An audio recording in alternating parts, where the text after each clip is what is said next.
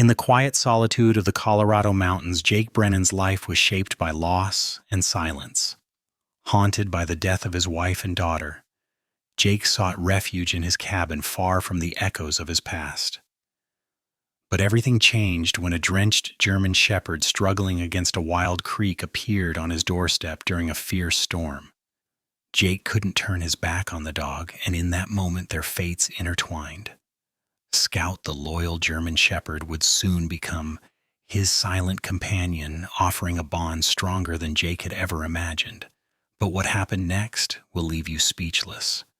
Watch the full video to discover how Scout's courage became Jake's greatest salvation. Jake Brennan was a man marked by loss.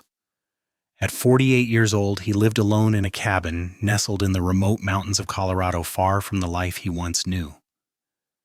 The cabin, made of weathered logs, sat quietly among the pines, far enough from town to provide solitude, but close enough to escape the harsh memories of the past. 3 years had passed since the tragic accident that took away his wife Emily and their 6-year-old daughter Lily. He had been away at a PTSD treatment facility seeking help when the call came. A drunk driver had crossed into their lane, and in an instant his world was shattered. That night, while he sat in a therapy group, his family was gone. The grief weighed on him like a stone, unyielding and heavy. Jake's world became smaller after that. His wife's laugh, his daughter's drawings of dinosaurs, and the life they had built were all erased in the blink of an eye. Before the accident, Jake had been a soldier, an Army Ranger who served in Afghanistan from 2009 to 2011. He had witnessed horrors that no one should ever endure, and in the end, the war left him with scars deeper than the physical ones. 7 men from his unit didn't make it home. Jake did, with a Purple Heart and a limp that would forever remind him of that place. But it wasn't the limp that haunted him. It was the faces, the men who never came back. Lieutenant Marcus Chen, with his boyish smile and his engagement ring still on his finger, was the one Jake thought of most. He remembered the care packages Marcus had sent, comic books, beef jerky, and a touch of humor in a world full of madness. Those were the little things that made life feel somewhat bearable. Jake's return from Afghanistan wasn't the triumphant homecoming he had expected. His war wasn't over when he left the battlefield. It followed him into his civilian life. Each night his dreams were invaded by the screams of those he couldn't save and the silence of those who didn't make it. He couldn't escape the guilt that wrapped around him like a chokehold, squeezing the life out of his every attempt at moving forward. So Jake built the cabin. Emily had always dreamed of a quiet life in the mountains, away from the noise and the bustle of the city. After she and Lily were gone, it became Jake's way of keeping a promise. He built it for them, but more than that, he built it for himself. A place to hide from the memories, to retreat into the stillness of nature where time seemed to slow and the past didn't seem so loud. The wood that made the cabin honey-colored and sweet-smelling was something Jake could hold on to, something he could create with his hands that hadn't been trained for destruction, but for rebuilding. In the mornings, he would carve rocking chairs from the pine trees around the cabin, each one a perfect piece of work, a small act of creation, in a life that had been defined by destruction. It was a quiet existence marked by routine, walks through the forest woodwork, and the occasional visit to town. But even in the quiet, Jake felt the emptiness that came from losing his family, and despite the peace the cabin offered, the ghosts of the past never truly left. He spent most of his time alone, save for his dog Scout, a German shepherd who would come into his life just a year after he moved to the cabin. But that's a story for later. Jake's life was quiet, marked by the daily rituals of solitude and remembrance. But everything changed the day Scout came into his life. It was 3 years ago, during one of the most violent storms to hit the valley in years. The rain had been relentless, falling in sheets that made the forest seem like a blur of gray and green. Jake had been working in his workshop, carving the latest rocking chair, when he heard it, the frantic sound of barking in the distance. His first thought was that it was some wild animal, a fox or a coyote, but the noise kept coming closer and closer, growing more desperate by the second. When Jake stepped outside, he saw something he couldn't believe: a German shepherd drenched and fighting the current of a raging creek that had suddenly swelled with the storm's fury. The dog was barely holding on its paws, slipping against the slick rocks, its eyes wild with panic. Without thinking, Jake rushed into the water, wading against the strong pull of the creek. It wasn't until the dog locked eyes with him, that moment of silent understanding, that Jake knew he couldn't just watch the dog drown. The animal seemed to sense Jake's determination. It fought to stay afloat, but it was losing the battle. Jake reached out, pulling the dog towards him with all the strength he could muster. It took every ounce of energy to haul the dog to the bank, both of them trembling from the cold, the rain still falling relentlessly around them. Once safely on solid ground, Jake saw the dog's exhaustion, the way it collapsed at his feet, too worn out to move. Its coat was matted, its body covered in scratches from the sharp rocks.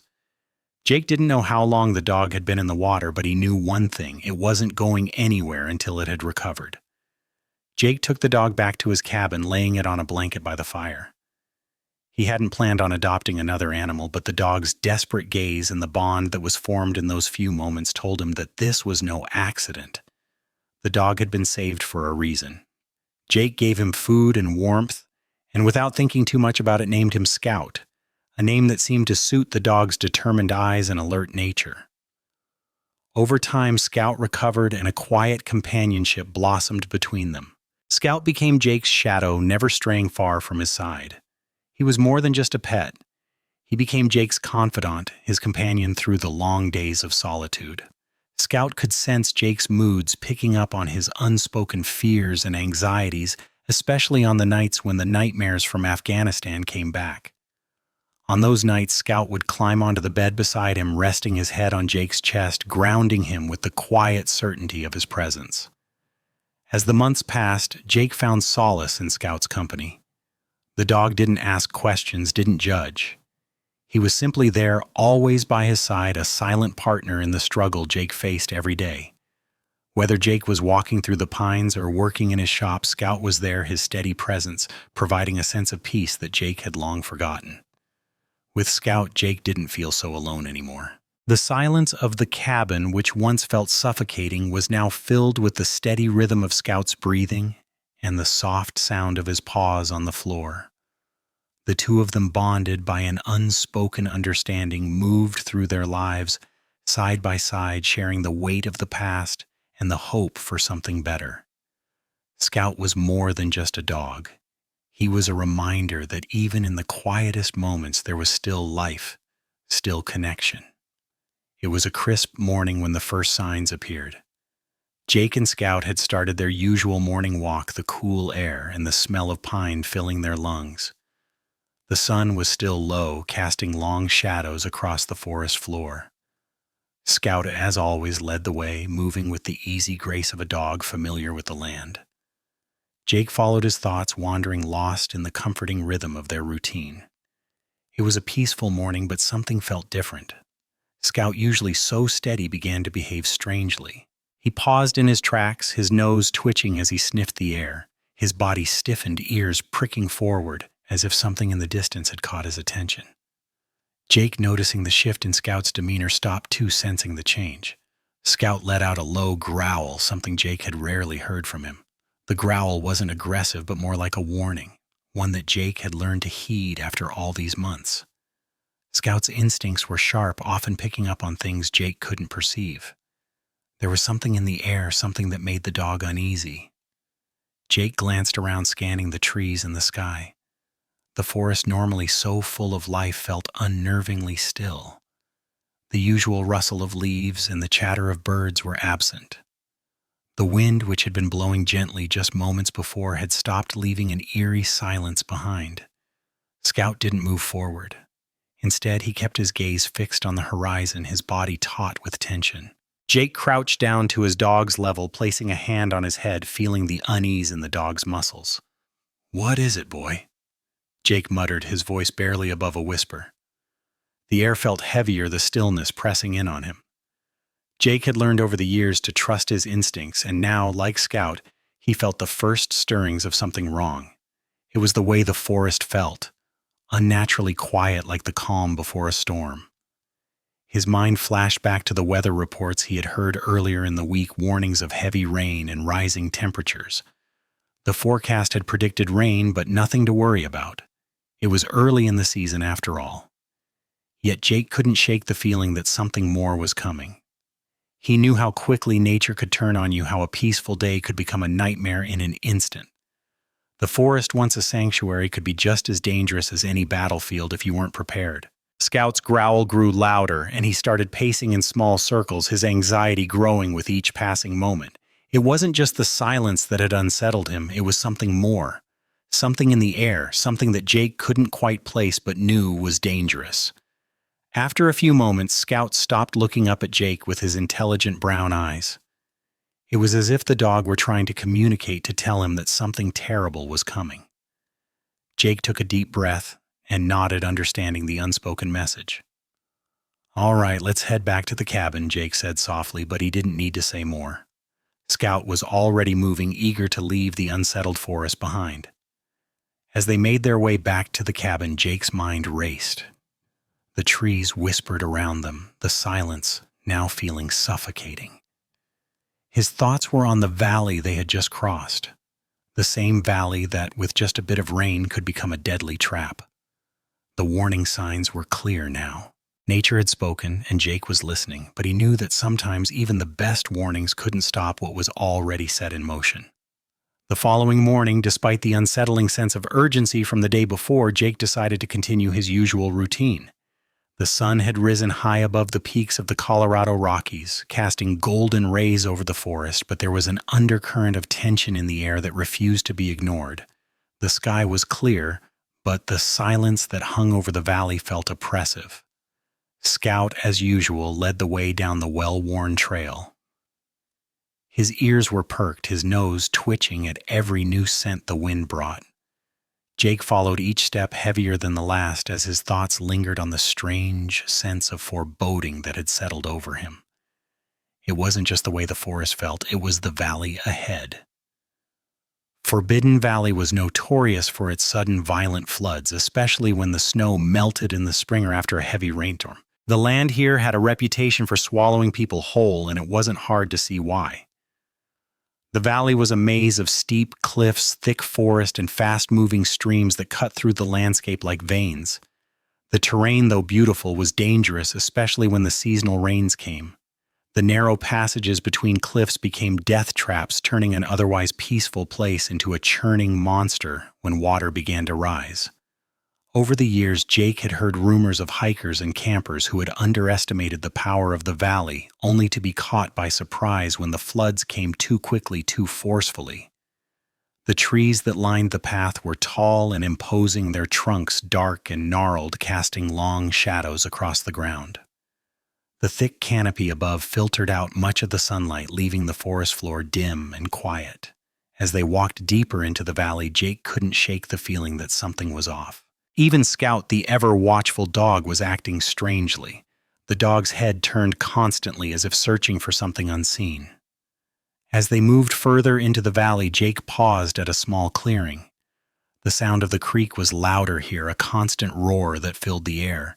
He could see the water's edge rising just below the banks, swollen from the previous night's rain. The creek had grown stronger faster, and it was only a matter of time before it would breach its banks and flood the surrounding land. "Better head back, Scout," Jake murmured, his eyes scanning the water's rapid movement. It was a dangerous time of year, and the valley's reputation was not something Jake took lightly. But as Jake began to turn back, Scout did something he had never done before. The dog froze, ears erect and eyes fixed on something in the distance. Jake looked down at him, confused. "What is it, boy?" he whispered, but Scout didn't respond. The dog's body remained tense, and his gaze never wavered. Something was wrong. Jake's heart skipped a beat as he followed Scout's gaze. Ahead, through a gap in the trees, Jake could see the outline of the valley's floor, the dry patch where during spring floods the water always gathered. But this time there was something else, a movement, a disturbance. Scout was already moving, pushing through the underbrush with purpose. Jake hesitated only a moment before following. There was something in the air, a tension he couldn't quite explain, and his instincts told him to be cautious. As they moved forward, the faint sound of chainsaws reached Jake's ears. A heavy feeling of dread washed over him. He had heard that sound before when he was deployed overseas in the thick of combat. The sound of a chainsaw meant destruction. Scout continued to lead his steps quick and determined. Jake's pace quickened too as they followed the sound. They emerged from the trees into a small clearing, and the scene before them confirmed Jake's worst fear. A group of men were cutting down trees with industrial chainsaws, the air thick with the smell of freshly cut wood and diesel. The ground was littered with fallen branches and the unmistakable debris of an illegal logging operation. These were not just loggers, they were thieves taking from the land that wasn't theirs to take. Jake's mind raced. This wasn't just a matter of theft. This was a matter of life and death.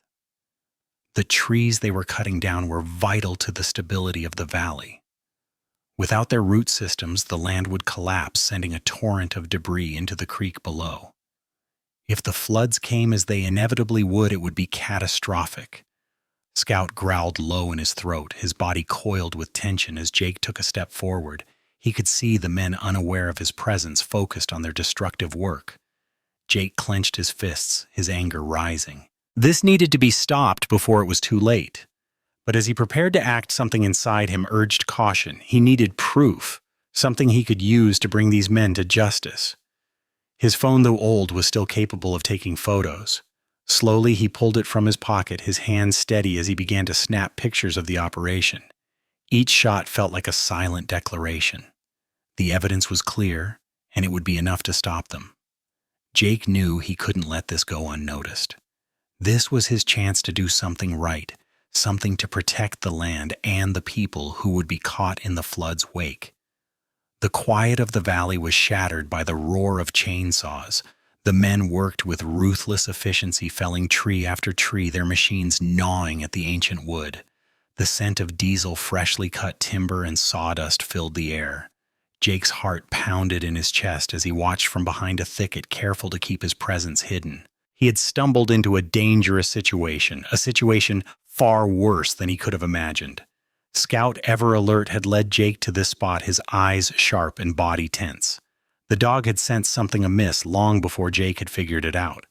The growl that rumbled in Scout's throat made it clear this wasn't just an ordinary logging operation. This was illegal, reckless, and it posed a grave threat to the land. Jake's mind raced as he took in the scene before him. The land, wild and untamed, was being systematically destroyed.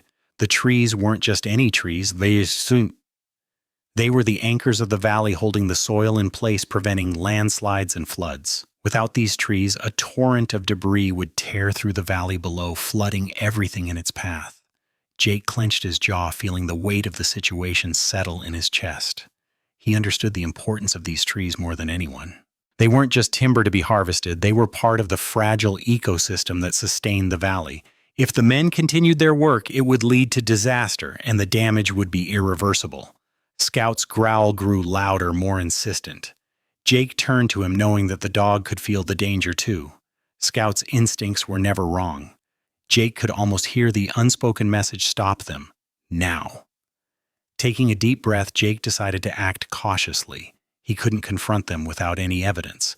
The last thing he wanted was to alert them before he had something concrete to report. His old phone was still functional, and as he pulled it out of his pocket, he felt a surge of determination. He began snapping pictures, each one capturing a piece of the destruction, evidence that would ensure these men couldn't continue their illegal work unnoticed. The phone's camera clicked, capturing the faces of the men, the license plate of the truck parked nearby, and the unmistakable trail of environmental harm they were causing. Jake's hands shook slightly, not from fear, but from the urgency of the moment. Every photo he took brought him closer to stopping the destruction, but it also made him a target. He snapped one last photo, focusing on the logs they had already felled, and then slipped the phone back into his pocket. Scout's eyes remained fixed on the men as they moved, oblivious to Jake's presence. But Jake knew he couldn't linger for long. The clock was ticking. As he turned to leave the area quietly, the sound of a branch snapping underfoot stopped him in his tracks. Scout's body immediately went rigid, the low growl growing louder. Jake's heart skipped a beat. He had been so focused on capturing the evidence that he hadn't noticed the men's movements. In an instant, the group turned toward him. Jake's mind raced, but his body remained calm. The time for caution was over. He had to face them now. The men's eyes narrowed as they realized someone had been watching them. "Who the hell are you?" one of the men called out, his voice rough and threatening. Jake stood tall, his jaw set. He knew there was no turning back now. This wasn't just about logging. It was about protecting the land, protecting the people downstream, and ensuring that the reckless destruction didn't go unchallenged. He could feel Scout's presence beside him, a silent but powerful force ready to stand by his side no matter what came next. The men stepped toward Jake, their faces' hard eyes filled with suspicion and hostility. The air between them grew thick with tension. The chainsaws stopped, and all that remained was the sound of Scout's growl and the rush of the creek nearby. "Who the hell are you?" one of the men barked again, his voice rough, demanding an answer. His hand casually brushed the pistol holstered at his side, a silent warning that didn't go unnoticed by Jake. His heart rate quickened, but his resolve didn't falter. He had to stand his ground. There was no turning back now. "I'm just a man who's seen enough," Jake said steadily, his voice firm but calm. "And I'm here to make sure you stop before you cause any more damage." The men exchanged glances, assessing him clearly, trying to figure out who this stranger was and why he seemed so confident. The tension in the air thickened, as if the slightest movement could escalate things into violence. But Jake wasn't going to back down. This wasn't about him. It was about the land, about the people downstream who were at risk because of these men's greed. Scout, sensing the growing danger, took a step forward, his muscles tight under his fur, his sharp gaze locked on the men. Jake placed a hand on his dog's head, feeling the warmth of his presence, a silent but powerful reminder that he wasn't alone in this fight. Scout wasn't just a dog, he was his ally, his protector. "You've been warned.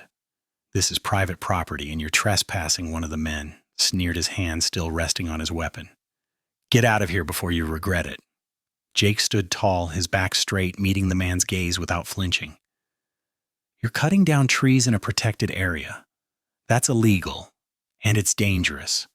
If the creek floods, you'll cause a disaster that'll hurt people who have nothing to do with your destruction." His words were sharp, direct. He couldn't allow them to justify their actions any longer. The men shifted uneasily, but they weren't ready to back down yet. One of them, the largest of the group, stepped forward. "You don't know what you're talking about. This land has been abandoned for years. We're just doing what we need to survive. You're just some fool sticking your nose where it doesn't belong." Jake could feel the weight of their words, the thinly veiled threat hanging in the air. He knew they weren't just threatening him, they were desperate. Desperate men did dangerous things, and Jake wasn't naive enough to think this wouldn't escalate quickly. "I'm reporting this," Jake said, pulling his phone from his pocket once again. He quickly snapped a few more photos capturing the men's faces, the trucks, the damage to the forest. He wasn't just going to stand here and let them get away with it. "I've got all the evidence I need." At the sight of Jake taking pictures, the group's mood shifted dramatically. The man who had spoken before took a step forward, his voice lowering, becoming menacing. "You don't want to do that," he warned, his hand still near his gun. "We don't take kindly to snitches around here. You're better off forgetting what you've seen and walking away, fast." Jake's pulse quickened, but his resolve only strengthened. He could feel Scout's tension beneath his hand, but the dog didn't move. They were both in this together now, and Jake wasn't about to let these men intimidate him. "I'm not walking away," Jake said, his voice unwavering. "Not until you stop this. I'll make sure the authorities know exactly what's going on here, and I'll make sure you're held accountable." The men exchanged looks again, their anger rising. Jake could see it in their eyes, and they knew the jig was up, but they weren't ready to give in just yet. One of the younger men, clearly agitated, stepped forward. "You don't know what you're messing with," he growled, his hand twitching toward his belt. "You think you're some kind of hero?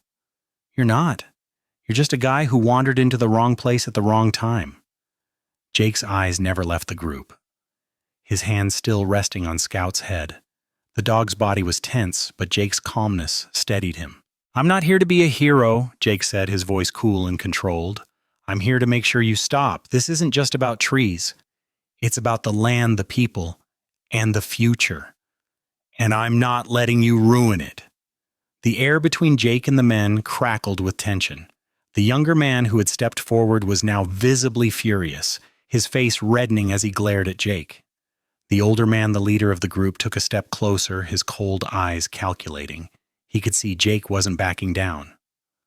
"I told you don't know what you're messing with," the younger man repeated, his voice low and threatening. He reached for something in his jacket, and Jake instinctively stepped back, his hand reaching for his phone.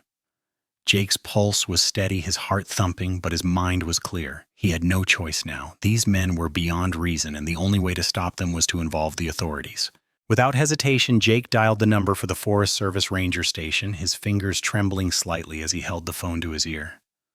The line clicked before a calm, professional voice answered. "Rocky Mountain National Park Service, Ranger Mitchell speaking." "Ranger Mitchell, this is Jake Brennan," Jake said quickly, his voice steady but urgent. "I've found an illegal logging operation in Forbidden Valley. They're clear-cutting protected land near the creek, and if they don't stop, it's going to cause a flood that could kill people downstream." He paused, hearing the sound of footsteps behind him. The men were closing in. "I've got pictures. I can send them to you. These guys are armed and won't stop unless someone forces them to." Ranger Mitchell's voice was calm but serious. "I understand. Can you stay put and keep the evidence? We'll dispatch a team, but we need to act fast. If you're in danger, get to a safe location." Jake's eyes flicked to the men who had now circled him. "I don't know how much time we have. These men are dangerous." There was a brief pause. "Understood. Stay on the line, Jake. Help is on the way." Jake hung up, his heart racing. He turned to face the group of men, his stance solid. "I've called for help. You're not getting away with this." The leader of the group stepped forward, his face a mask of anger. "You think you're going to get us arrested? We'll make sure you regret this. You've crossed a line and now you're going to pay for it." Jake stood his ground. "It's too late to stop now. I've done what's right and you'll face the consequences of your actions." The leader's eyes narrowed, his voice low and menacing. "You don't understand, do you? This isn't just about you. It's about us protecting what's ours. You report us, and we'll make sure you never see your family again." Jake's heart skipped a beat. The threat was clear, and the weight of it hit him like a punch. But he couldn't back down. He had to do this not just for the land, but for everything he had lost. Before Jake could respond, one of the younger men lunged forward and grabbed him by the arm, pulling him roughly toward the edge of the clearing. "You're coming with us," the man growled. "We can't let you walk away now." Jake struggled against the grip, but it was no use.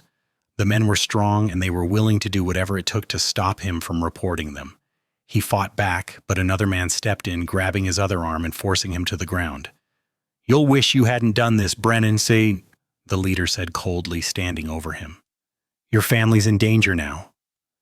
They tied Jake's hands behind his back with rough, unrelenting force, securing him with a thick rope that bit into his skin. His heart raced, his mind whirling, but he kept his focus on the one thing that mattered, the phone, the photos. He couldn't let them get away with this. The men were quick, efficient, and in no time Jake found himself being dragged through the woods toward the valley. He was helpless, but in his mind he could already see the Rangers team coming, and with them a chance to stop the disaster that was unfolding. Jake's head spun as the men dragged him deeper into the valley. His hands, bound tightly behind his back, ached with every movement. The rope dug into his wrists, a constant reminder of how helpless he was. He struggled, trying to break free, but their grip on him was unyielding. His mind raced, thinking of the evidence he had gathered, the photos, the call to Ranger Mitchell. It was his only hope. But with each step, the men led him farther into the heart of danger. The valley was changing. The calm creek that usually meandered quietly through the land had already begun to swell, its water racing faster with the recent rain and snow melt. The temperature had risen unexpectedly, and Jake knew that with the heavy rain the night before, the snow would melt rapidly, turning the valley into a deadly trap. The flood was already on its way. Jake could hear the water rushing, a deep, gurgling roar that filled the air with a threatening intensity. He could feel the ground beneath him starting to shift, as if the earth itself was bracing for the coming deluge.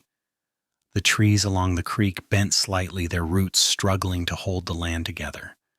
The forest was holding its breath, just like Jake.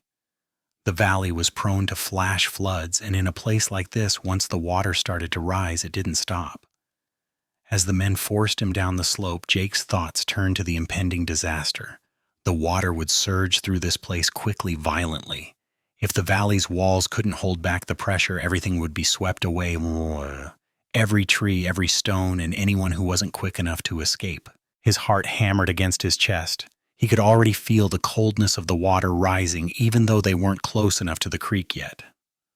The roar of the flood grew louder, signaling that time was running out. He tried to focus to stay calm, but the knot in his stomach twisted tighter with every step. They reached the creek's edge, and Jake saw it. The water had risen far higher than it should have. It was a swirling brown mass of power, thick with debris, moving with relentless force. The ground beneath Jake's feet felt unstable, soft, and saturated from the rain. The men didn't seem concerned. They dragged him closer to the water's edge where the current was strongest. "You're going in," the leader of the group said coldly. "And when the flood hits, no one will ever know what happened to you." Jake's pulse surged in his ears as they forced him toward the water. His mind raced, searching for a way out, but there was nothing. The men had made sure of that. With his hands bound behind him and no way to defend himself, Jake knew he had no chance of escaping this. The flood was closing in, and the men weren't going to let him walk away. They shoved him toward the creek, and the force of the current seemed to reach out for him, eager to pull him under. Jake stumbled and fell to his knees, the water already creeping up around him. The ropes on his wrist cut deeper into his skin as he tried to push against the water, but there was no escaping it. The creek was rising faster than he anticipated, and within moments the cold water surged up to his waist, then his chest. He gasped for air, struggling to stay upright in the increasingly violent current. The men stood by, watching with cold indifference as the water continued to rise slowly but steadily, pulling Jake closer to the edge. The ground beneath him was giving way, the current dragging at his legs, pulling him toward the swirling depths of the creek. His thoughts raced as panic crept in. The water was almost at his neck now. His wrists throbbed painfully, and every movement felt like it took all of his strength. He could hear the men talking among themselves, but their voices were drowned out by the roar of the flood. In the distance, he could hear the cracking of trees, their roots losing their battle against the rising tide. This was it. Jake knew that the flood would reach its peak soon. If he didn't find a way out, he would be swept away, just another victim of nature's fury. But even as the water reached his chin, Jake's mind remained clear. His thoughts turned to Scout, to the bond they shared. The dog had been his saving grace in so many ways. Jake wasn't ready to give up. Not yet. The water rose higher, relentless in its assault. Jake's heart raced as the cold current pressed against him, its grip tightening with each passing moment. He was trapped. His legs were pinned down, his arms bound, and the flood had already risen past his waist. The water was moving with a deadly force, dragging him closer to the swirling depths of the creek. The roar of the flood was deafening, drowning out everything else. All Jake could hear was the rushing water, the sound of trees snapping under the strain, and his own panicked breaths. As the floodwater reached his neck, Jake's chest tightened. The chill of the water seeped deep into his bones, making it hard to breathe, hard to think. Every movement felt like an impossible effort, his body growing weaker, the weight of the water threatening to pull him under. His wrists ached from the rope cutting into his skin, and he could feel the numbness spreading through his arms. His mind was spinning. This was it. The flood had reached its peak, and he could feel the pull of the current growing stronger, dragging him towards the creek's center. The men had backed away, leaving him to face the wrath of nature alone. They were indifferent to his struggle, no longer watching, simply leaving him to drown. Jake's thoughts flashed to his family, the life he had lost, the people he couldn't save. His wife Emily, his daughter Lily, the faces of his friends from Afghanistan, men who never made it back. The guilt that had plagued him for years, the ghosts of those he couldn't save, now mingled with the terror of the flood. He had tried so hard to build something after the war, to rebuild a life in the quiet of the mountains, but it felt like everything he touched, everything he cared for, was destined to be swept away. The water was at his chin now, and Jake knew time was running out. His breath came in ragged gasps, his body exhausted from the struggle. It was as if the flood had a mind of its own, a force so powerful that it seemed to swallow everything in its path. There was no escape.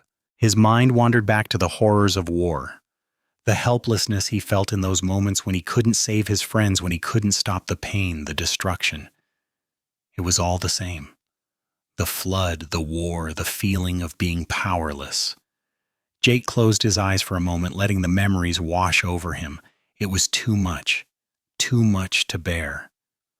But even as the water began to close over his mouth, a sliver of clarity remained. He thought of Scout, the dog who had been his constant companion, the one who had always been there silently standing by his side through everything. Scout had saved him before, and he wasn't ready to let go. Not now, not like this. The bond they shared, the loyalty, the unspoken understanding kept him grounded. He couldn't die like this, not without seeing Scout one more time. The water surged higher, but Jake clung to that thought. He couldn't give up, not now. Somehow, he had to hold on. The cold, rushing water was all Jake could feel now, its relentless grip pulling at him, dragging him deeper into the creek. His body was numb from the cold, his mind clouded with exhaustion and hopelessness. The flood had swallowed him up, and with each passing second it seemed like he was slipping further away from the world he knew. But then through the fog of his thoughts, something sharp pierced the darkness. A familiar sound. A bark. It was faint at first, barely audible over the roar of the water, but Jake heard it. His heart skipped a beat. It was Scout, his dog, his companion, the one constant in his life. Jake's mind cleared, his strength returning in that instant, just enough to hold on. He couldn't let go, not with the sound of Scout's bark cutting through the chaos. It was all he had left now, a lifeline to something real, something that wasn't drowning in the flood. Scout's bark grew louder, more urgent. The dog was close. Jake could feel it. His breath quickened, his pulse racing as he fought against the current. Despite the rising water, despite the desperate pull of the flood, he held on to that sliver of hope. That Scout was coming. He wasn't alone. Not yet. Meanwhile, Scout was fighting the same flood, his body pushed and pulled by the rushing current, but his determination unwavering. The dog had never given up on Jake, not even once. He had always been there, and today was no different. Scout's fur was soaked, his muscles straining as he paddled through the water, his legs kicking with every ounce of strength he had left. The floodwaters were powerful, the current fierce and unrelenting, but Scout refused to stop. The dog's sharp eyes scanned the water, searching for Jake. His ears perked, his body tense with focus. Despite the pain in his own legs, the weariness from the long journey, Scout pushed forward, swimming against the flow. The water tugged at him, trying to pull him away, but Scout's instincts kept him moving in the right direction. He was no longer just a dog. He was Jake's savior, his protector, his best friend. Minutes passed, though it felt like hours, and Scout's determination never wavered. Through the swirling water, he caught sight of Jake's form. Barely visible, his face just above the water's surface, struggling to stay afloat. Without hesitation, Scout surged forward, paddling with renewed energy, closing the distance between them. The moment Scout reached Jake, he nudged him with his snout, urging him to hang on. Jake's body felt weak, his head spinning, but the touch of his dog was like a spark of life, a reminder that he wasn't alone. Scout's presence gave him something to hold on to, something solid in the chaos of the flood. Jake managed to lift his head, his vision blurry, but he could see Scout's eyes. Those intelligent brown eyes that had been with him through every moment of pain, every memory of loss. They locked eyes for a moment, and Jake could feel the bond between them stronger than ever. Scout wasn't just a dog, he was his partner, his savior, the only one who had never left him. With one final push, Scout managed to get closer to the bank, the two of them inching towards safety. The water was still rising, but Scout's determination kept them moving. Jake could feel the current growing weaker as the shore came into view. His strength was almost gone, but Scout was still there, his body moving with purpose, guiding him to safety. As they reached the edge of the creek, Jake felt himself being pulled from the water, his hands still bound, but now secured by Scout's presence. The dog had done it. Scout had found him, had saved him just as he had promised. The water churned violently around them as Scout struggled against the current. Every muscle in his body burned with exhaustion, but he refused to stop. The dog's determination, his need to protect Jake, propelled him forward with an intensity that seemed beyond the limits of his own strength. The floodwaters surged with tremendous force, pulling at Scout's body, but the German Shepherd pushed through, using every ounce of his strength to fight the current. Jake's eyes were half closed, his vision blurred from the cold, but he could feel the dog's presence steadfast and unwavering. Scout didn't falter, didn't hesitate. Every stroke of his paws was filled with purpose, and though Jake couldn't speak, his heart swelled with gratitude. The bond between them had always been strong, but now, as the dog fought through the deadly flood, Jake realized just how deep their connection went. It wasn't just a matter of a man and his pet. Scout wasn't merely following orders or fulfilling some simple role as a companion. Scout was his partner, his protector, and his hero. As they neared the shore, Scout's body was battered by the relentless current, but he kept swimming, every inch of his being focused on getting Jake to safety. The rocks, the debris, the swirling waters, they were all obstacles in their path. But Scout navigated them with expert precision. His legs were weakening and Jake could feel the tremble in the dog's body, but Scout wouldn't give up. His loyalty, his spirit were unbreakable. Jake watched as the dog maneuvered around fallen branches and jagged rocks, using the riverbank to guide him towards solid ground. His chest ached from the effort, but it wasn't the pain that concerned him. It was the fear that despite Scout's determination, they might not make it. The water was rising faster now, and the pressure of the current seemed to intensify with each passing second. But Scout refused to let go. Finally, with a forceful push, Scout managed to get them closer to the bank. The water was up to Jake's chest now, and his legs were giving out, but the shore was within reach. Scout, barely able to stay afloat, used the last of his strength to pull Jake towards safety. The ground was rocky and unstable, but it was solid enough to hold them both. With one final, desperate effort, Scout managed to push Jake to the edge of the bank. His body was exhausted, every muscle trembling, but he had done it. He had saved Jake just as he had always done, just as he had promised. Scout's face was full of weariness, but there was a spark in his eyes, pride. He had completed his mission. He had brought Jake back from the brink. Jake, barely able to stand, fell to his knees on the wet ground, breathing heavily. He looked down at Scout, his heart filled with overwhelming emotion. The dog lay next to him, panting, exhausted but still alert, his eyes never leaving Jake's face. "Thank you, buddy," Jake whispered hoarsely, his voice breaking. "You saved me. Again." Jake stroked Scout's soaked fur, the dog's body still trembling from the ordeal, but there was an unmistakable sense of satisfaction in his eyes. He had done it. He had saved Jake from the flood, from the very same fate that had threatened to take him under just moments before. Scout wasn't just a dog, he was family, a companion who had stood by him through the darkest moments of his life, and now he had given Jake a second chance. As the floodwaters continued to rise around them, Jake's hope began to rekindle. For the first time since the flood had started, he allowed himself to believe that maybe, just maybe, they would survive this. Jake sat on the muddy bank, barely able to breathe, his body a wreck of exhaustion. His hands, still bound, ached from the rope cutting into his skin, but the pain was nothing compared to the cold coursing through him from the flood. Scout lay beside him, his fur matted and soaked, but his eyes never left Jake's face. The dog's breathing was labored, but he remained alert, ever watchful. A silent sentinel in the midst of the chaos. Just as the water began to rise around them again, a faint sound reached Jake's ears. A sound of hope, of salvation. A vehicle. He strained to hear, almost disbelieving, but the sound grew louder, unmistakable now. A distant engine roaring through the storm. The hum of an approaching rescue team. Jake's heart pounded as he listened. He knew it could be the rescue he had prayed for, but his vision was blurry, his mind fogged from the cold and exhaustion. He looked down at Scout, who let out a low whine, sensing the change in Jake's energy. "Help is coming," Jake whispered, more to himself than to Scout, his voice hoarse. His body ached, But something about the thought of rescue, of getting out of this hellish flood, gave him a final surge of energy. The engine roared closer, cutting through the crashing waves of the creek. Soon a familiar voice shouted over the sound of the water. "Jake, Jake, can you hear me?" It was Ranger Sarah. Jake's heart leaped at the sound of her voice.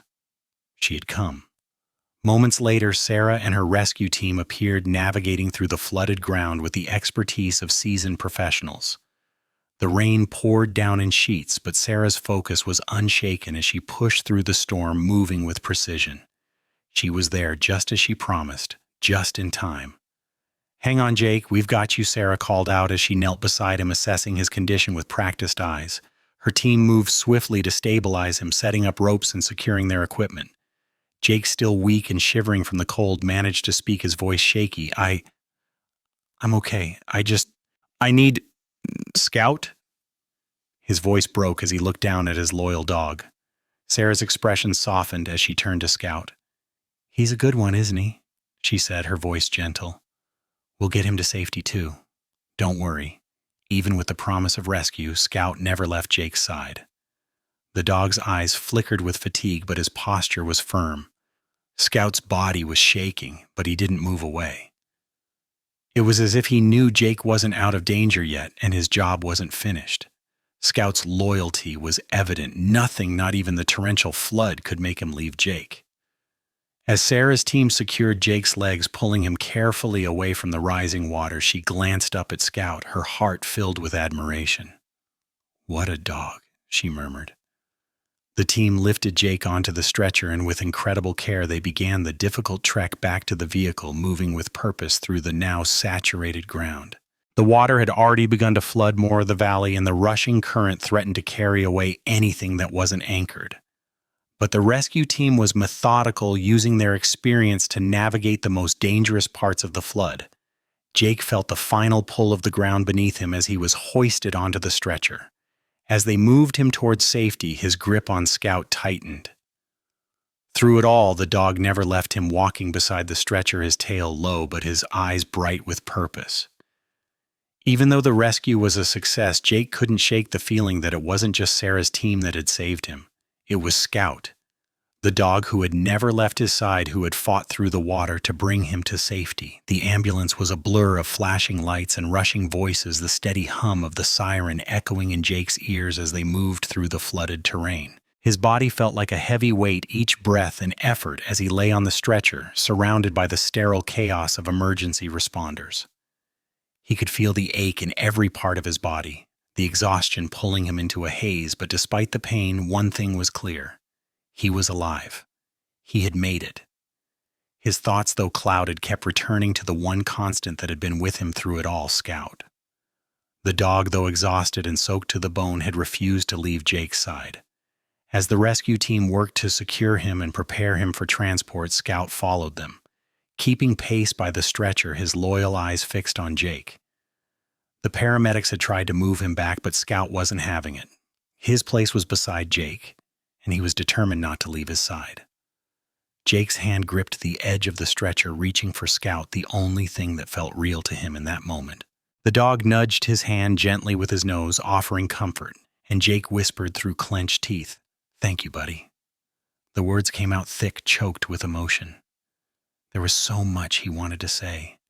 How Scout had saved his life, how the dog's presence had been his anchor through the chaos. But for now, all he could manage was a quiet whisper of gratitude.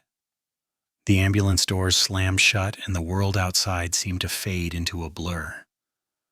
The heat of the interior contrasted sharply with the coldness of the floodwaters that had soaked them both. Despite the warmth, Jake couldn't shake the deep chill that had settled in his bones. The flood had come so fast, so violently. It had taken everything from him before, and it almost took him again, but now here he was alive. And as he looked at Scout, his faithful companion, he realized just how much the dog had meant to him. Scout was more than just a dog. He was a lifeline, a reminder that even in the darkest moments there could be light. He had pulled Jake from the flood, but more than that, he had been Jake's constant companion through the isolation, the grief, and the pain of the past years. Without Scout, Jake wasn't sure how he would have made it. The dog had given him something to hold on to, something that never judged, something that kept him grounded when his own mind threatened to overwhelm him. As the ambulance sped towards safety, Jake's mind wandered to the past. The loss of Emily, the pain of losing his daughter Lily, and the ghosts of his friends lost in the war. Those were the things that had made him feel so empty. But as he lay there with Scout by his side, something inside him shifted. The ache of his past was still there, but for the first time in years, he could see a future where maybe, just maybe, he could heal. And that future, he realized, had Scout in it. The days following the flood felt like a slow awakening. Jake's body was healing, the physical injuries from the flood and the strain of being trapped slowly fading. But the mental toll, the weight of the past, the pain of losing his wife Emily and their daughter Lily, wasn't as easy to mend. It lingered like a shadow, a constant reminder of the life he had lost, the love that was no longer there.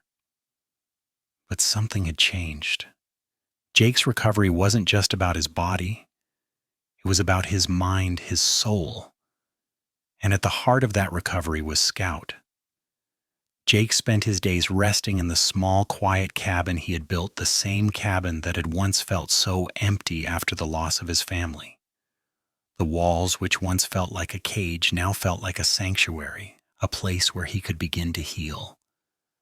The soft sound of Scout's breathing, the dog curled up at his feet or by his side, became the constant rhythm of his life. For the first time in years, Jake felt the weight of his grief begin to lift, if only slightly. The memories of Emily and Lily still haunted him. They always would. He would never forget their faces, their laughter, the love that had once filled his life. But now there was something else. Scout had given him a reason to keep going. The dog had saved his life not once but twice. First from the darkness of his own mind, and then from the flood that nearly took him. Jake could still hear their voices in his head. Emily's soft laugh, Lily's excited chatter about dinosaurs. But with each passing day, those memories began to change. Instead of drowning him in sorrow, they became a source of strength. He could feel Emily's love still, as if she was there beside him, reminding him that life, even in its darkest moments, was worth living. And Lily, with her bright smile, her innocent curiosity about the world, was always in his heart. But it was Scout who had truly kept him alive. The dog's unwavering loyalty, his steady presence through it all, had pulled Jake from the edge time and time again. Every day, Scout reminded him that he wasn't alone. The dog didn't need to speak. His actions spoke volumes. The way he lay beside Jake at night, offering warmth, the way he nudged Jake when his nightmares became too much to bear, all of it reminded Jake that there was love still in this world. And in those moments when the pain of the past seemed unbearable, Jake found himself able to breathe, to think beyond the loss. He wasn't just surviving anymore. He was starting to live again. He was learning to find joy in small things. The sound of birds outside the cabin in the morning, the warmth of the fire in the evening, the feeling of Scout's soft fur beneath his hand as the dog sat by his side. But the healing wasn't without its struggles. There were days when the grief would overwhelm him, days when he couldn't shake the feeling that his past would always define him. There were moments when he would look at Scout, and the weight of everything he had lost would hit him all over again. Yet it was in those very moments that Scout's presence would remind him that moving forward was possible. Scout was a bridge between the past and the future, a reminder that even in the darkest times there was still light to be found. As the days turned into weeks, Jake began to see a new future ahead of him, one where the weight of his past no longer held him prisoner. It wasn't perfect, but it was something. And with Scout by his side, it felt possible. The dog had become more than just a companion. He was the anchor, the reason Jake kept pushing forward. Jake wasn't just learning to live again for himself, he was learning to live for the memory of Emily and Lily, for the love they had given him. But he was also learning to live for Scout, the dog who had saved him, not just from the flood, but from the overwhelming darkness that had threatened to consume him. Jake and Scout returned to the cabin after the chaos of the flood. the sound of rushing water, now a distant memory replaced by the quiet hum of the forest. The journey back was slow, the weight of the ordeal still hanging heavily on Jake's mind. The storm had passed, but the floodwaters had left a mark on both him and Scout. When they finally arrived at the cabin, the world felt different. The familiar scent of pine trees, the distant rustle of leaves, and the soft creak of the wooden structure were comforting. The cabin, once a place of loneliness and grief, now felt like a true sanctuary. It was as if the walls themselves held a new energy, a quiet strength that echoed the resilience of both Jake and Scout. Jake collapsed into his favorite chair by the fire, Scout immediately curling up at his feet. The warmth from the fire began to thaw the coldness in his bones, and for the first time in a long while he felt a sense of peace. The room, bathed in the soft glow of the flames, felt like home again. Scout's head rested on Jake's leg, his breathing steady, the dog's presence a constant reminder that he wasn't alone in this world. The bond between Jake and Scout had always been strong, but after the flood, it was as if something had deepened between them. Jake thought back to the moment when Scout had found him in the flood, when the dog had pulled him to safety, refusing to leave his side. In those moments, Scout had become more than just a dog. He had become Jake's lifeline, his protector, and in a way, his savior. Jake ran his fingers through Scout's fur, feeling the warmth radiating from the dog's body. He had given everything to save Jake, had pushed through the flood with no regard for his own safety. And now as Jake sat in the comfort of their cabin, Scout's loyalty and sacrifice continued to resonate within him. It was more than just survival. It was a gift, one that Jake would never take for granted. In the days that followed, Jake allowed himself to rest. He spent time in the cabin working on his wood project, something he hadn't been able to focus on in months. But it wasn't just the work that gave him peace.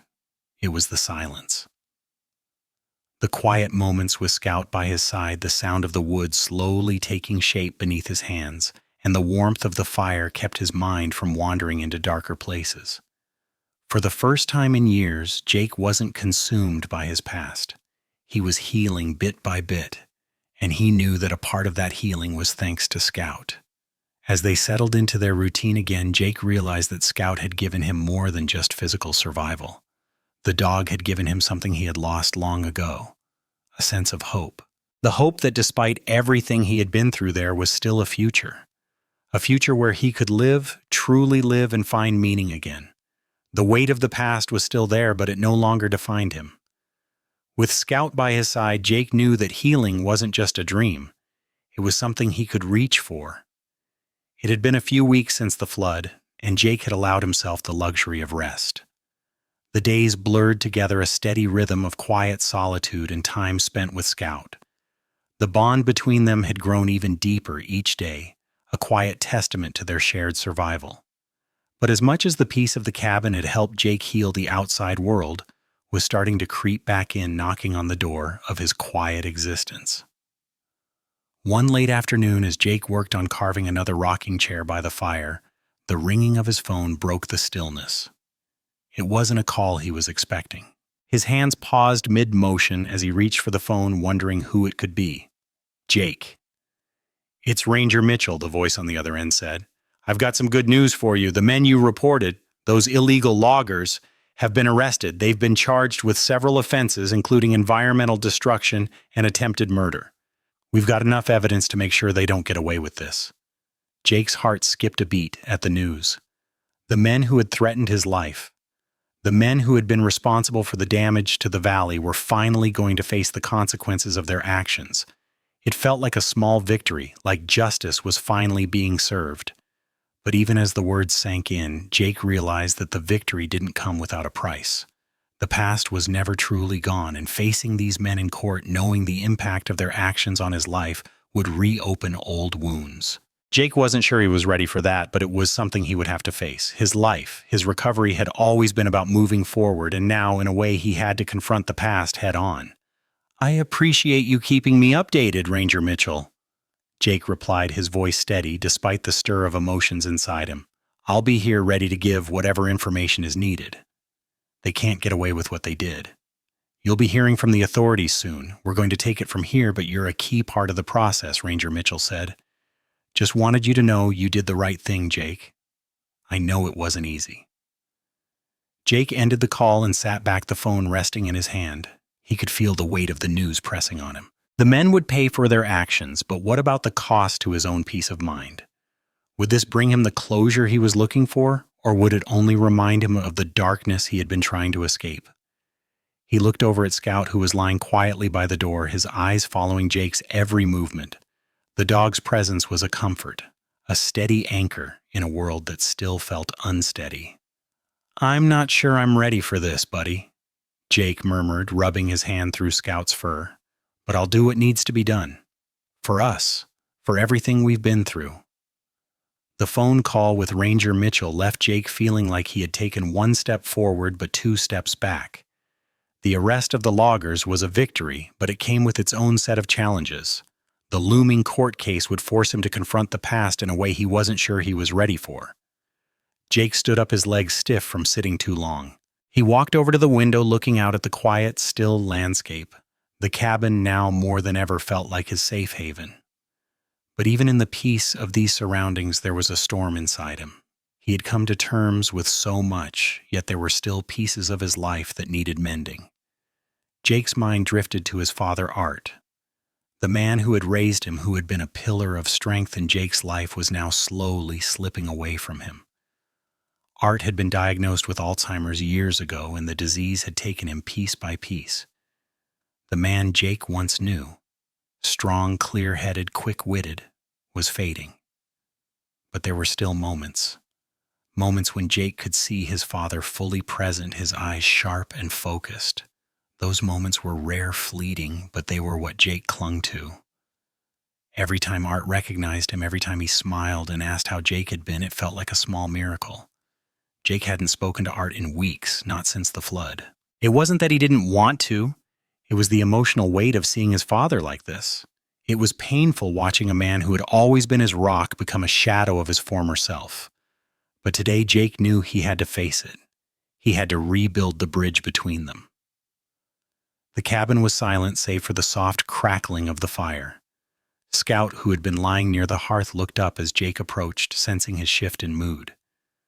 The dog's eyes were full of understanding, as if he knew Jake wasn't just struggling with the weight of the world outside, but with the weight of his family, his father, and the past that still haunted him. Jake took a deep breath and turned toward the bedroom. He found his father sitting in his chair by the window, staring out at the mountains. Art's expression was blank, his face soft with confusion. But as Jake entered the room, something shifted. Art's eyes slowly focused, and for a moment they locked on Jake. "Jake," Art said quietly, his voice cracked but clear. "You're here." Jake's heart clenched. His father had remembered him. For a brief second, Art was the man Jake remembered, the man who had taught him how to be strong, how to love, how to fight. "I'm here, Dad," Jake replied softly, walking over and kneeling beside him. "I'm here." Art's face softened, and he reached out a trembling hand, placing it on Jake's arm. "I didn't want to forget you," he whispered, his voice filled with a quiet sorrow. "But sometimes I can't remember. Sometimes I don't know where I am." Jake swallowed hard, fighting back the tears that threatened to rise. "It's okay, Dad," he whispered, gently squeezing Art's hand. "I'll be here. I'll always be here." For a long time, neither of them spoke. It was as if the weight of their shared silence was enough. Jake could feel the deep connection, the love, the bond that had never truly been broken, even as his father's memories slipped away. Eventually, Art broke the silence. "You've been through so much, haven't you, son?" he said, his voice quiet but knowing. "But you're strong, like me." Jake nodded, feeling the truth of his father's words. He had been through a lot, but he wasn't alone. Not anymore. "I'm trying, Dad. I'm trying." Art smiled softly, and for a moment it felt like nothing had changed. But then the moment passed, and Jake knew that the man sitting before him, despite his frailty, was still his father, the man who had taught him to survive.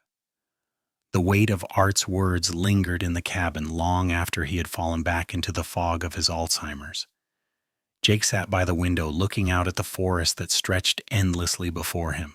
The trees were still their branches swaying slightly in the wind, but the silence in the cabin felt overwhelming. There were so many thoughts racing through his mind about his father, his past, the flood, and Scout. But amidst it all, one memory stood out more than the others, Marcus. Jake closed his eyes, and for a moment, he was back in Afghanistan. The harsh sun beat down on them, the dust swirling in the air, the sounds of gunfire and explosions ringing in his ears. Marcus had been his closest friend, his brother in arms. They had shared everything.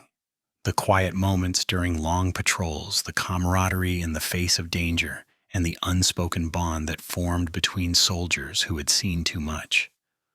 Marcus was the kind of man who always smiled no matter the situation. He had a lightness about him, a kind of humor that could lift Jake's spirits even in the darkest moments. They had joked about everything, about the food they ate, about the conditions they lived in, about the future that seemed so uncertain. Marcus had plans for when he returned home. He had a fiancée, a life waiting for him in California. He was going to be a husband, a father someday. Jake could still hear Marcus's voice in his head laughing as they sat in the cramped makeshift shelter during a break in patrols. "Man, I can't wait to get home. I'm going to eat a cheeseburger the size of my head. You coming with me?" Jake chuckled, remembering that moment with a pang of longing. "If I'm still standing, I'll go with you." That was before everything changed. The explosion came without warning. It was like the earth itself had cracked open. Jake remembered the sound, the deafening roar that followed. Marcus had been beside him when the blast hit. He had been close enough that Jake was knocked back by the force. He remembered the heat, the chaos, the screams of his comrades as the dust settled. And then Marcus was gone. Just like that. Jake had carried him out of the field, his friend's blood staining his uniform. He had tried to save him, but it had been too late. The guilt had stayed with him, guilt that he couldn't save Marcus, that he couldn't stop the explosion. The weight of that loss had followed him for years, a burden he had never been able to shake. The memory of Marcus had been a constant presence even after returning home. Jake had tried to bury it, tried to escape it in the isolation of his cabin, but it never truly left. It wasn't just the loss of his friend, it was the weight of all the lives lost in that war, the faces that haunted his nightmares. But now something was different. Jake had survived. He had made it through the darkness, and though Marcus was gone, Jake had Scout. And for the first time in a long while, Jake felt the need to honor his friend. He decided then that he would visit Marcus's grave. He needed to say goodbye properly, to lay his past to rest just as he was beginning to rebuild his future. The next morning, after a quiet breakfast, Jake set out with Scout by his side. The drive was long, the road winding through mountains and valleys, but Jake didn't mind. He needed this, needed to connect with the memory of his friend, to finally face the loss and let go of the guilt that had been eating away at him for so long. When they arrived, the cemetery was quiet, the graves marked by stones weathered by time. Jake walked toward Marcus's grave, his heart heavy with emotion. He knelt down and placed a single white flower on the stone, the silence around him wrapping him in its embrace. "I'm sorry, Marcus," Jake whispered, his voice thick with emotion. "I tried. I couldn't save you, but I won't forget you. You were my brother, and I'll carry you with me always." Scout sat beside him, his head resting against Jake's knee, offering the silent comfort that only a dog could give. It was a small moment of peace, one that Jake had been searching for since the day Marcus died. He had carried the weight of his friend's loss for so long, but now, with Scout by his side and the weight of the past slowly lifting, Jake finally felt like he could start to heal. Jake had thought about this moment for weeks, ever since the flood and the men who had put his life in jeopardy. The floodwaters were still fresh in his memory, and Dale Cormarmac, the man who had set everything in motion by luring him into the valley, was the reason Jake was almost lost to the rushing currents. The man who had threatened not only Jake, but his father Art too. Dale had shown no mercy, but what about Jake? Could he find it in himself to forgive? Jake sat in his truck, the engine off, the keys resting in his lap as he stared ahead at the small, weathered house nestled at the edge of town. Dale's place. It was quieter now, the world outside still, but Jake's mind raced. It wasn't just anger that made him hesitate. It was the deep, painful understanding of what had driven Dale to this point. There were two things that Jake had learned in his years of struggle. One was that the weight of the past could either consume you or be released. And the other was that forgiveness wasn't about the other person. It was about you. Jake had lived long enough to know that carrying the weight of unforgiven pain only made you heavier, more lost. Dale had made a choice in his grief, one that had put Jake in the crosshairs of his own destruction. But Jake wasn't just fighting for his life anymore. He was fighting for something more. He opened the truck door and stepped out, the cool mountain air biting at his face. Scout Ever Loyal followed him as they walked up to the house. Jake didn't know what he was going to say. He had no script, no prepared words, but he knew this conversation was necessary for himself, for Dale, and maybe even for Art. As they reached the front door, Jake knocked twice, the sound echoing against the quiet morning. The door creaked open slowly, revealing the figure of Dale. He looked different, older, worn down by life. His eyes were shadowed with regret, but there was no surprise in his expression. "Jake," Dale said softly, stepping aside to let him in. "I didn't think I'd ever see you again." Jake stepped inside, his gaze flicking around the room. It was humble, worn, just like the man standing before him. Dale had once had everything. Land, family, pride. But it was all gone now. The house was modest, but it was clear that Dale's heart had taken as many hits as his life had. "I wasn't sure about this either," Jake said, his voice low, steady. "But I came here for a reason. Not for revenge, not to yell at you, but to try and understand why. Why you did what you did." Dale didn't speak for a long moment. He just stared at Jake, his weathered face full of sorrow. "You wouldn't understand. My world collapsed, Jake. I lost everything, my farm, my wife, my son. I had nothing left, nothing to hold on to.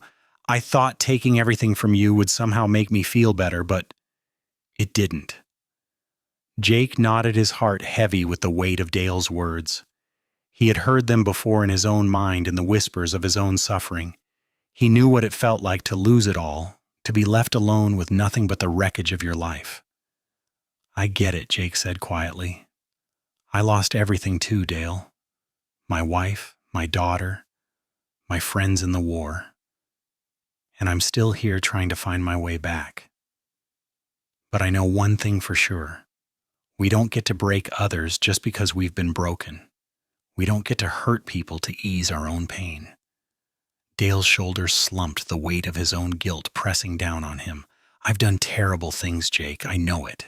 But it was never about you. It was about me losing everything. I didn't know how to handle it." Jake's heart softened, and he stepped closer to Dale. "I know, Dale, I see it now. You weren't just trying to hurt me. You were trying to hurt back at a world that had hurt you. But the only way we heal, the only way we move on, is by letting go of the pain. By forgiving, not just you, but me too. And that's what I'm doing now." Dale's eyes filled with tears, a mixture of relief and sorrow flooding his face. He had been carrying this burden for too long, and now, here in front of Jake, he could finally let it go. I don't deserve your forgiveness. But thank you, Jake." Dale whispered, his voice thick. "I don't deserve it, but I'll carry this weight differently now. I promise." Jake reached out, placing a hand on Dale's shoulder. "We all deserve a chance to heal," he said softly, "even the ones who have hurt us." Days turned into weeks, and Jake found himself settling back into the rhythms of life. The cabin, once a place of solitude and pain, now felt like a sanctuary. The fire crackled in the hearth, casting a warm glow across the room as the snow continued to fall gently outside. Each morning, the quiet routine of making coffee and tending to the fire was no longer a burden. It was a blessing. A new beginning was unfolding before him, and for the first time in a long time, Jake allowed himself to believe in it. Scout, as always, was by his side. The dog's presence, solid and unshakable, grounded Jake in ways he couldn't fully explain. The bond between them had only deepened since the flood. It wasn't just survival anymore. It was about living together. In the quiet moments, Scout's quiet gaze would meet Jake's, and the world would slow down, the weight of the past momentarily lifting. The loss of Emily and Lily still lingered, the memories of their laughter and warmth never far from his thoughts. But now they didn't suffocate him. The grief wasn't gone, but it had found its place. In those moments when Jake's heart ached for them, he could find comfort in the love they had shared, the memories that still lived within him, and the life he was learning to build again. He wasn't just surviving for himself anymore, he was living for them too. Jake had learned that surviving wasn't enough. Surviving meant carrying the weight of pain without letting it crush you. But living was about accepting the hurt, embracing the healing, and moving forward. It was about learning to love again even when it seemed impossible. And Jake had learned that lesson in ways he never expected. Through Scout's unwavering loyalty, through the act of forgiveness, through the moments of peace in the quiet cabin, Jake had found a new sense of purpose. Scout had taught him more than just how to survive. The dog had taught him how to love again, how to trust, and how to forgive. Not just the people who had hurt him, but himself. The floodwaters had come, and they had threatened to take everything from Jake.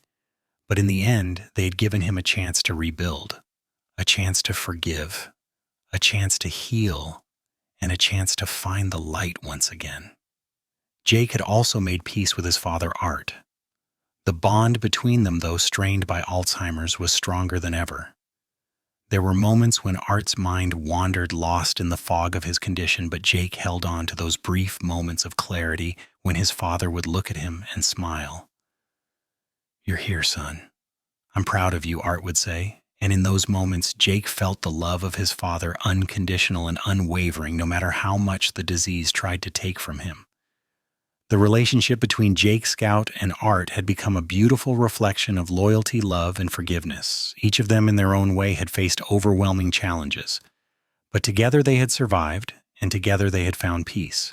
The cabin, once a place of isolation, had transformed into a home. A place where the past was honored but the future was embraced. As Jake sat by the window, Scout lying beside him, he felt a deep sense of contentment. The world outside was quiet, the storm having passed. There was still work to do, still healing to be had, but Jake was no longer afraid. He was no longer lost. For the first time in a long time, Jake allowed himself to think about the future. It wasn't perfect. There would be tough days ahead, and the past would always be a part of him. But with Scout by his side and the love of his family in his heart, Jake knew that he could face anything.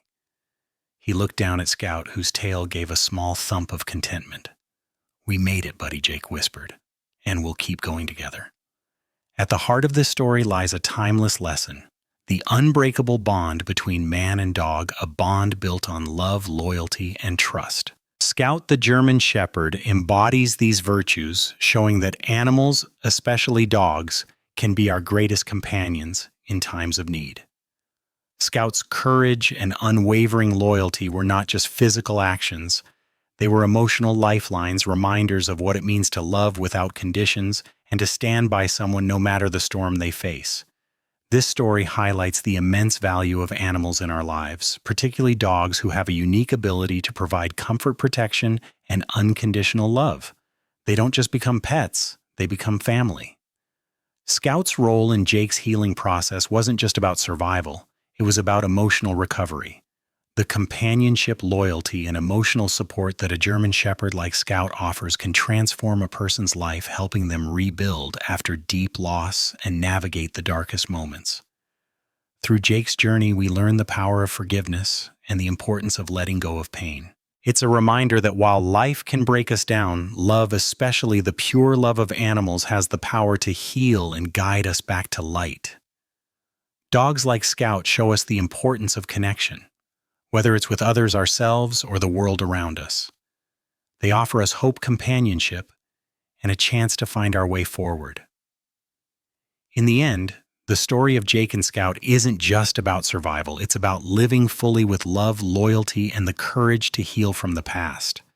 Let us carry this message forward, cherishing our pets, especially our loyal dogs, for the unique role they play in our lives.